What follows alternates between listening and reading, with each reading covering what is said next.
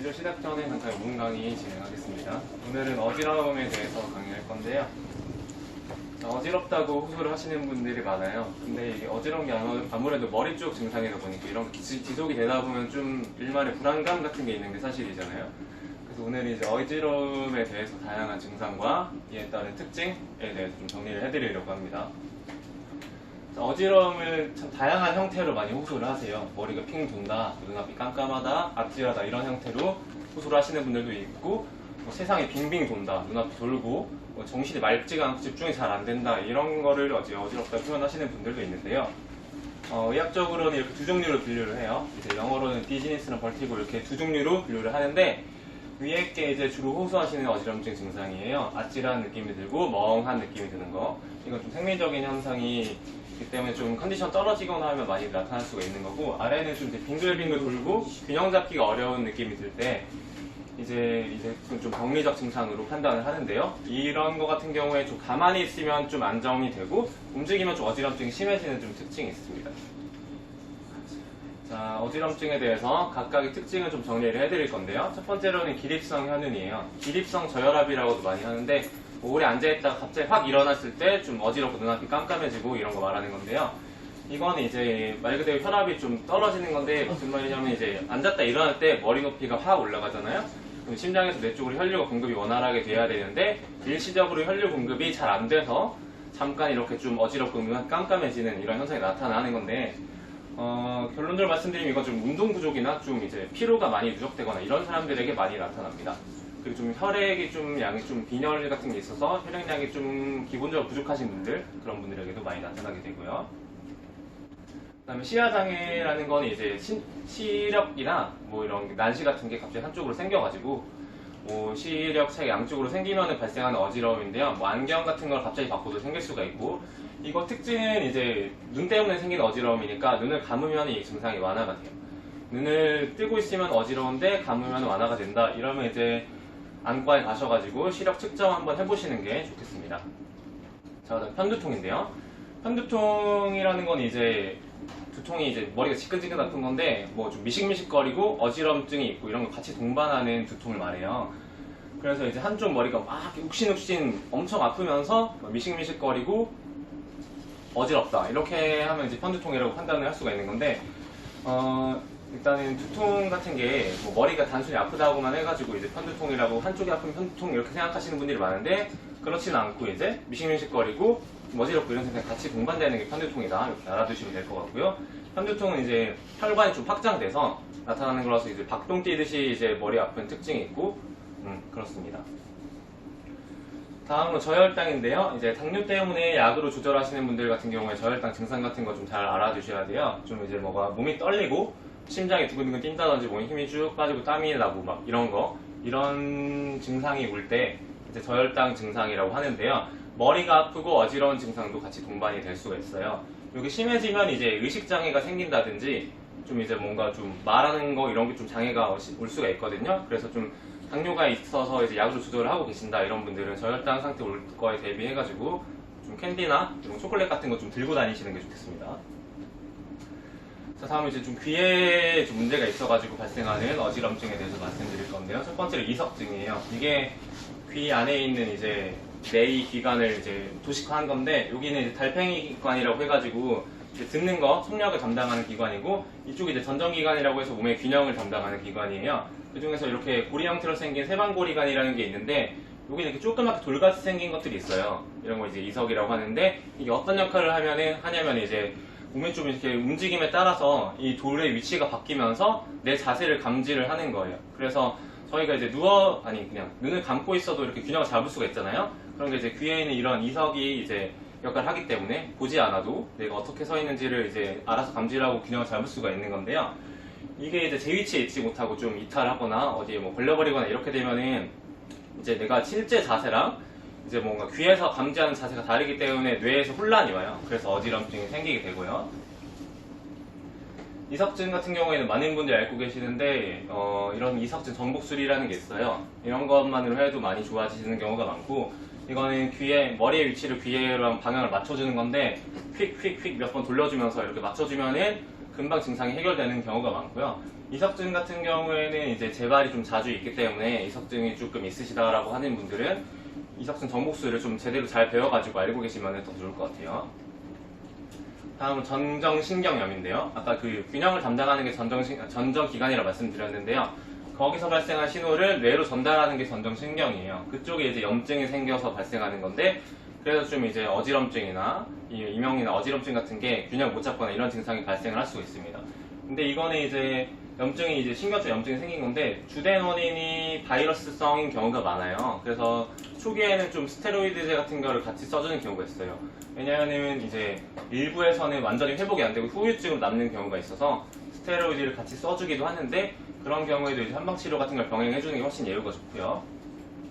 특징이 이제 염증이 있는 쪽 이쪽이라면 염증 없는 쪽으로 눕거나 눈을 감고 있으면 좀 이제 그 어지럼증이 완화되는 특징이 있습니다.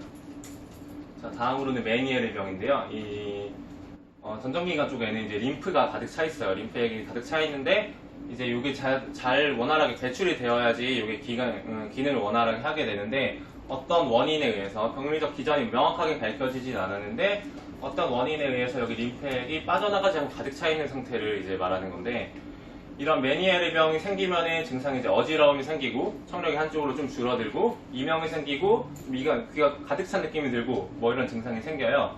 그리고 이런 거는 반복적으로 계속 발생하는 증상이 되겠고, 메니에르 병이 뭐 원인이 정확히 밝혀지지 않았다고는 하지만 한방 치료를 통해서 접근했을 때 굉장히 좀 효과가 좋고요.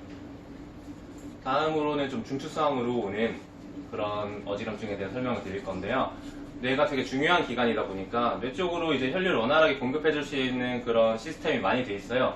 여기 보이시는 이 빨간 혈관은 추골동맥이라는 건데 경추 안쪽을 타고 가서 이제 경추의 보호를 받는 동맥이에요. 근데 이게 특징이 경추 1번이랑 후두골 사이에서 반바퀴 돌아가지고 올라가는 특징이 있어요. 근데 나이가 드시다 보면 아무래도 혈관 탄력도 조금 떨어지고 이쪽 공간이 많이 좁아지게 되는데요. 공간이 좁아지게 되면 이게 약간 추골동맥이 눌린다든지 해가지고 위쪽으로 혈류 공급이 원활하게 안 되는 경우가 생겨요. 근데 추골동맥은 이 뒤쪽에 있는 소뇌랑 연결되어 있는데 우리 몸에서 이제 소뇌가 균형을 담당하는 뇌기관이에요. 그래서 이런 게 오래되다 보면 점점 이제 균형을 잘 못 잡고 어지러움이 생기고 이런 게 점점점 이제 증가할 수가 있고요. 이렇게 고개를 휙휙 돌렸을 때 추골동맥이 이런 부분에서 눌려가지고 확 갑자기 머리 쪽으로 혈류가 공급이 안 되는 경우가 생깁니다. 그런 경우에는 뇌에 혈류가 일시적으로 공급이 안 되기 때문에 갑자기 어지럼증이 발생을 할 수가 있고요.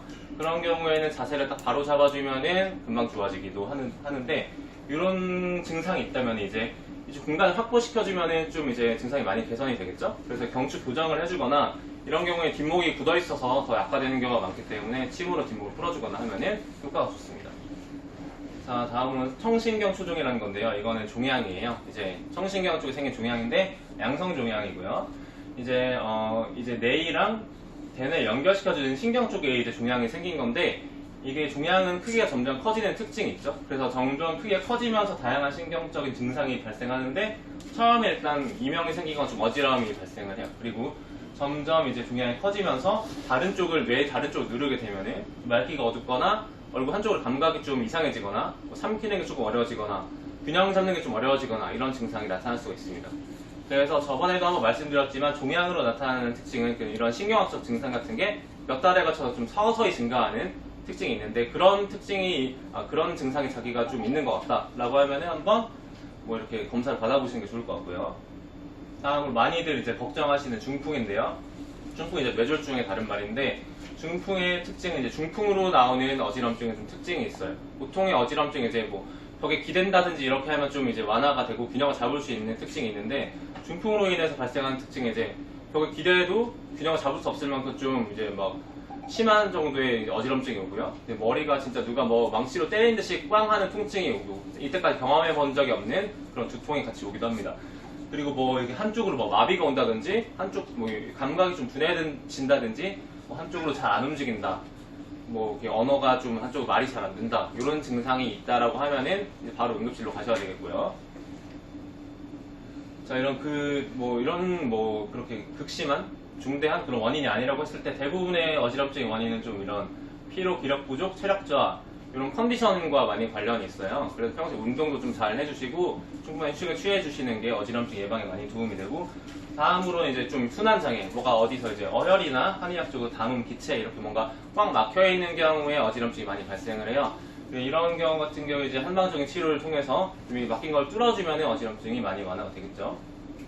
자, 그래 치료인데 일단 아까도 말씀드렸듯이 이제 어지럼증은 위쪽으로 순환이 잘 안 되면 많이 발생을 하는데 뒷목이 굳어버리면 순환이 잘 안 돼요. 그래서 이제 뒷목 근육을 침이나 약심 같은 거로 풀어주면 어지럼증이 많이 완화가 되고요. 다음으로는 비강내 사혈법, 코침인데 코 안을 뚫어가지고 피를 내주면 코 안에 있는 혈관은 뇌랑 직접적으로 연결이 되어 있기 때문에 좀 어혈도 빠져나오고 전체적으로 순환이 개선이 되면서 압력도 줄어들고 머리가 맑아지고 좀 어지럼증도 줄어주는 효과가 있습니다. 그 다음 경추교정인데 이렇게 목이 일자가 돼버리면은 이제 뭔가 머리 위쪽으로 당연히 순환이 잘 안 되겠죠? 뒷목도 굳어버리고, 이런 경우에는 경추교정을 같이 해줘서 이런 커브를 다시 원래 경추가 가지고 있는 커브를 다시 찾아주고 공간 확보도 좀 해주고, 이렇게 하면은 어지럼증이 가지고 있는 어지럼증이 많이 해소가 된다고 할 수가 있겠습니다. 다음은 약물 치료인데요. 이제 내과적인 질환이 동반되거나 뭔가 순환장애가 있다, 뭐 어혈이나 담음이나 이런 걸 뭔가 꽉 막혀서 이제 뭔가 어지럼증이 계속 지속적으로 발생하고 있다라고 판단이 되면은 한약을 같이 쓰게 되는데, 이렇게 한약을 같이 써주면 또 효과가 좋습니다. 어지럼증이 금방 해소가 되겠죠. 이제 어지럼증에 대해서 오늘 이렇게 설명을 드렸는데요. 뭐 중풍이나 이런 걸 많이 걱정하실 건데, 아까 설명드렸듯이 중풍의 이런 특징, 또 이제 뇌종양 같이 좀 이제 상태가 심한 경우, 중한 경우, 이런 경우를 제외를 하고는 이제 어지럼증 그렇게 중대하게 생각하지 않아도 되는 질환이고, 또 한방치료로 많이 효과가 있습니다. 한방치료가 굉장히 효과가 있고, 이렇게 어지럼증이 있어서 이제 좀 치료를 받고 싶다 이렇게 했을 때는 어디로